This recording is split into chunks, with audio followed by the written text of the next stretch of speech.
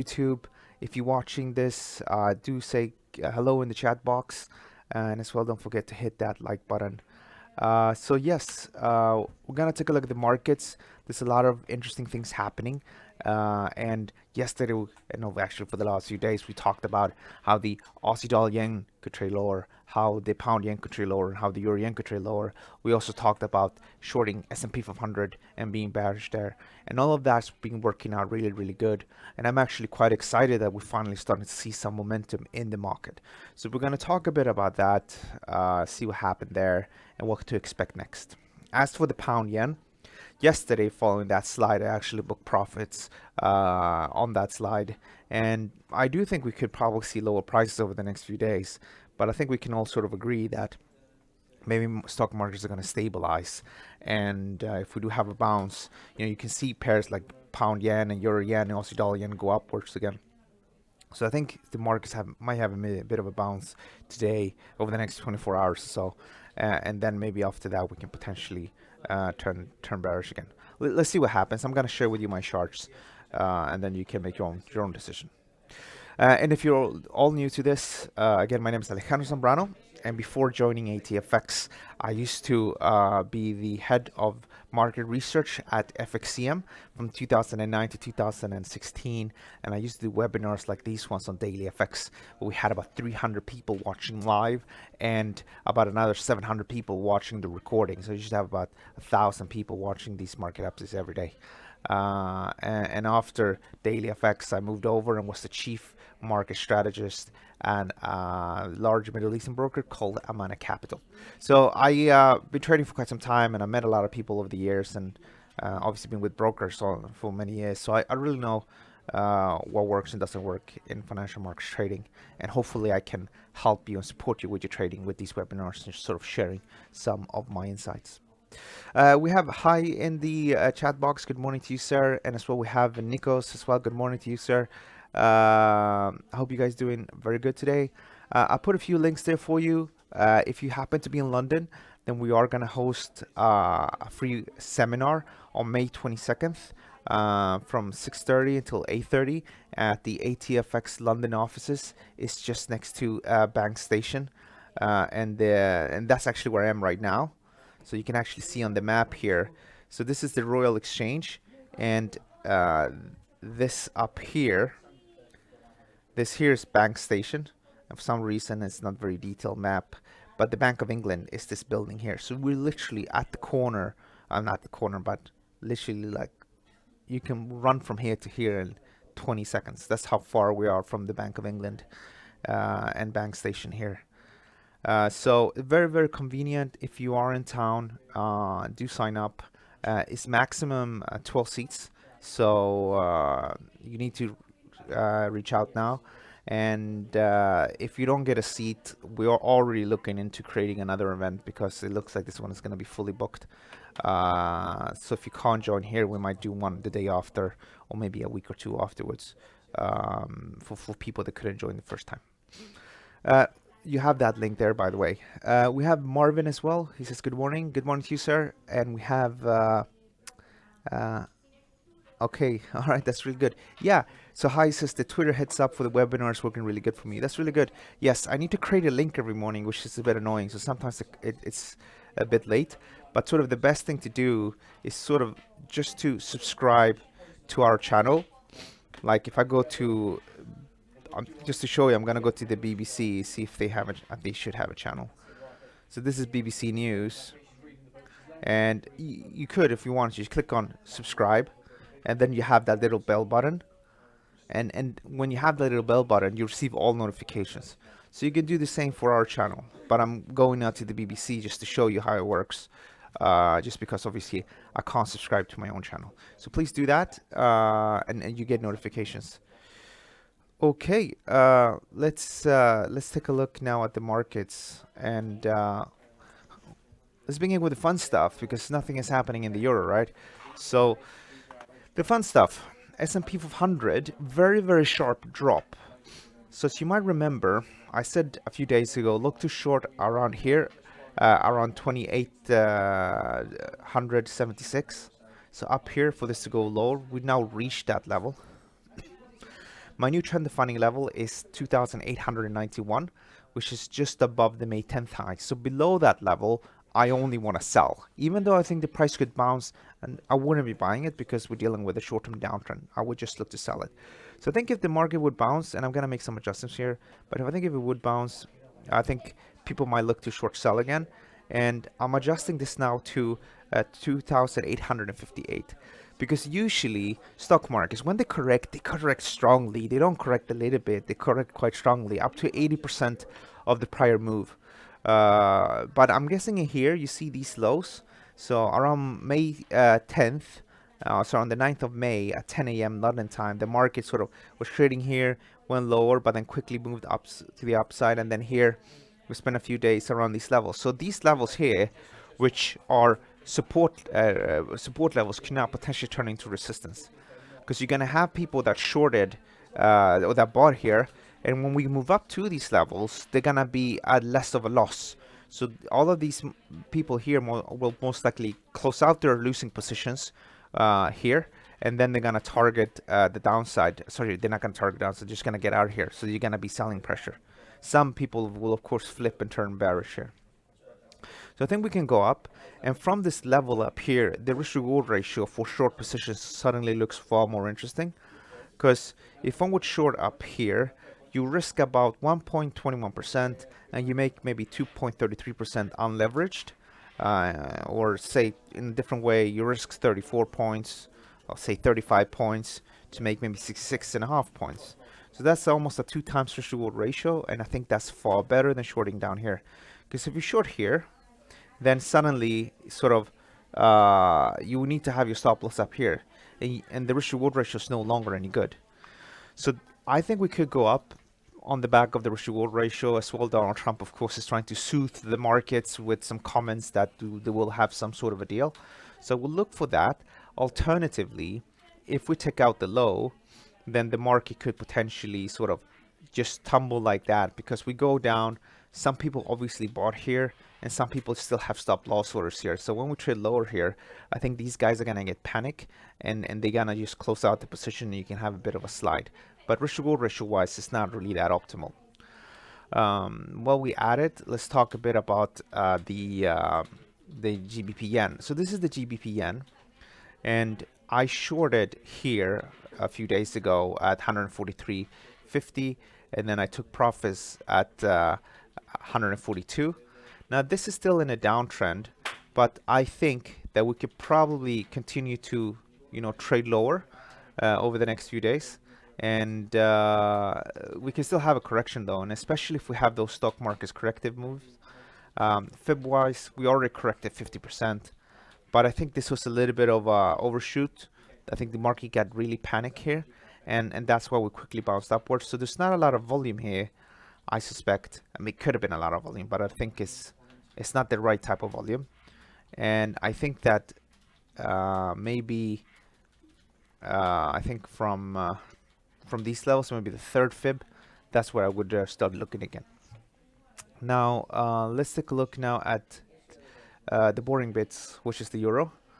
So the euro is bearish below 112.65. I haven't changed my mind for quite some time. I'm not going to change it yet, because we're still below this level, and below this level is a downtrend, and I think we can potentially go lower. But there's not much happening here. People don't know exactly what is driving it, so why waste time on something like this?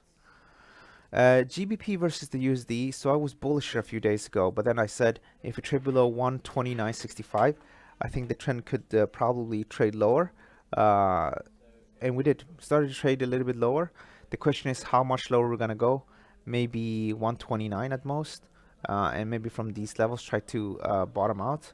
I think we're gonna continue to trade sideways here for longer, and I see no reason to have a position on here either, because there's not a lot of activity. Here's the dollar versus the Japanese yen, and it's possible to short sell it here. I think as long as you trade below the high here from May 9th, this is gonna be in a downtrend, and if we would short it right now, the risk reward ratio, if we touch target down here, would be 2.5. That could be something. I do think though, I mean, we'll just need to see exactly how this plays out here. It's in a nice little spot to short sell, but if we have that bounce in stock markets, Now this is gonna go a little bit higher. It's not sort of the best opportunity available in the markets right now, but the trend is definitely bearish below 110.11. Gold prices, they're correcting slightly lower now, which is fine. So a few days ago, we said if we take out this high here, which was 1291.33, and the May 8 high, I see people probably gonna look to buy. The market has so far corrected, or is starting to correct. We have not even corrected the first fib. I think we can easily revisit that breakout point, but from around 1293.99, so 1294, down to this area here, I think it's interesting to be bullish, and the trend is bullish above 1252.24. So I think it might go down, but then eventually up to maybe something like 1308, 1304, and I think that will be giving you a relatively okay residual ratio. Crude oil prices unfortunately tricked us. So yesterday, on the back of geopolitical tensions, the market traded above this high here, which is the May 6 high at 62.86. So the market moved all the way up and took out stop loss orders. Then by the end of the day was pretty much where it started, which I think from a trend perspective makes a lot of sense. The way this looks right now, there's not too much to do about it. I think if we take out yesterday's low, we'll probably have that resumption of the downtrend, and we can probably trade a little bit lower like this. But my preferred scenario is really allow it to bounce to the upside, allow it to go to 61.95, turn bearish from there with stops just above the high, because the risk to reward ratio is far better up there. And finally, this is the German DAX. So the German DAX, as you know, it's been trading lower and lower over the last few days, and my trend defining level was 12,224, and I'm continuing to be bearish below this level. We declined quite a bit. I think if we revisit these levels, maybe 12,100, I think around this spot, people are gonna start to short sell, and then go up and then down. And I spotted this, which is also interesting. As the market is now bottomed out here, and if we indeed go up higher and spend a few days here in worst case, it will look into a nice head and shoulders, which could potentially sort of, or does suggest right now, if we draw a trend line from here to here, does suggest we can go all the way down to 11,256. So that's something to work with. Now I don't think we're gonna go necessarily all the way down here, but we could, maybe let it go up, and then maybe hit the third fib, if not a little bit lower, maybe 11,550, and from these levels I will look to exit. Okay, I think we covered all of the markets. Let's see if you guys have any questions. So we have Nico's asking about the FTSE 100, and we have also Andrew Mills saying good morning. Good morning to you, sir. Thanks so much for joining us this morning. Let's take a look at the FTSE 100 then. So this is the FTSE 100, and it looks strikingly similar to the German DAX, where the market here is created a nice horizontal support level down here. And as we're so close to this level, I don't think it really matters too much because you have a bunch of other lows here. But when and if this goes higher, it would create a nice swing low here. And it's going to be very obvious at that point. If it goes up and spends a few days here at 7,300, I think it's going to be very obvious for people that this could be this is an important low. And then the next time we trade below it, we would have had a complete head and shoulders. So you have your right shoulder here, and then actually this is your right shoulder here that has not been created yet, and this is your left shoulder, and then you have your head up here. So this could be turning bearish potentially on a break to this low, but let it spend a few days to creating that right shoulder. And technically here, I might be wrong. It might not be a situation here where the market is actually, it might not create this head and shoulders. It might just go up and then down and then up again, because this could still be interpreted like some sort of a range. And there's also, like, if you look at the Dow Jones, the Dow Jones is just above 2000, no, 25,271. So it's just above that level, and the market is bullish above that level. It's quite clear to see that from a daily chart perspective. And if you believe that we're gonna have a deal between U.S. and the Chinese government, or you think that something else is gonna start to sort of cause the market trade upwards, then this could be it. At the same time, a bit like the FTSE 100, that could be it. Maybe this is the worst, and we're just gonna bounce. But here it looks nice because you have some important lows on the daily, and the FTSE 100, you have also some interesting lows here, so it could be the beginning of something like that. Now, I like to go with the predominant trend, and the predominant trend is that we should probably have more risk off than looking to buy at this junction. There's also the CNN Fear and Greed Index, which is very useful. It is very useful, and I did some back testing, looked at a few years of data, and obviously in bear markets, it's not as good. Like, it was a bit difficult to pinpoint sort of the lows by the end of. I mean, it wasn't difficult; it was oversold, but it was oversold for quite some time, and the market sort of continued just to trade lower. But I do remember in 2018, in the beginning of 2018, I did use it to buy shares 2 times, and it worked out really good both times. It doesn't do good to project highs, but it does a quite good job in projecting lows.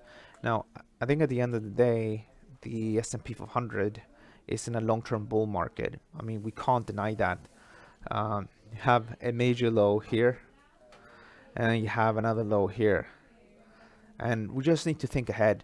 If they get a deal, which probably will happen, it's gonna be better for the whole world. Okay, I think so, at least, because again, companies that didn't want to open up in China before can now open up business there without necessarily disclosing all their secrets or needing to have a partner over there. It is not easy to set up businesses in China. I mean, it's easy, but you need to have a pro, you need to have lawyers, and so on and so on, depending what you're going to do. But for example, with my old employee, I used to got involved a bit in setting up their Chinese branch, and it's not easy. You need to spend a few grand, if not much more money. I mean, I think some people, they want some crazy amount of money just to set up a Chinese broker. And if you don't have to pay that crazy amount of money, it can help. To give you an idea, in the UK, if you want to set up, you can. It doesn't matter where you are in the world. You can set up a UK LTD. I think you pay £25, and it takes less than a few hours. You just need to submit, as far as I remember, a passport copy or ID, and then proof of residence. That's it, and you can set up an LTD for, I think, yeah, literally 25 quid or so.